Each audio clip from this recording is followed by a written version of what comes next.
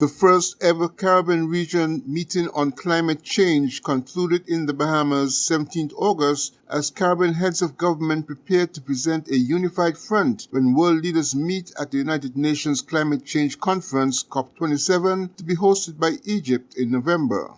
According to the Bahamas Prime Minister Philip Davis, the meeting explored issues related to climate change such as the need to access special financing.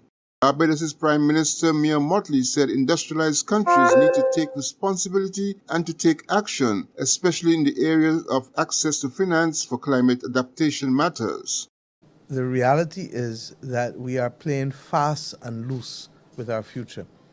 For us, this is not an issue only for COP anymore. The annual meetings of the World Bank and the IMF, the G20 meetings and the G7 meetings have to take responsibility. Because fundamentally what you've heard all of the leaders speak to is the question of lack of access to finance in order to be able to finance adaptation.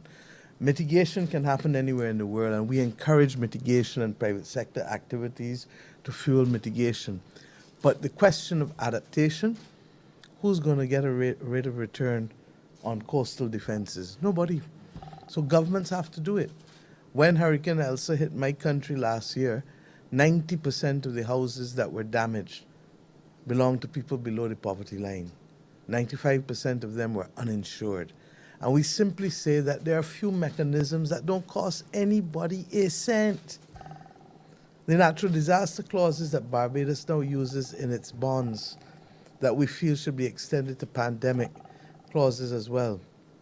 If every country at this table and the ones who are not here had the ability to include those clauses, the lender of the money remains whole, because all we do is to defer the payment of principal and interest for 2 years, and we back-end it at the end of the loan by extending it for 2 years, so that the person who is lending you the money has the ability to recover all that they expected to recover, and the one who is borrowing the money now has the fiscal space to be able to spend the money on the people who are underinsured or uninsured and below the poverty line.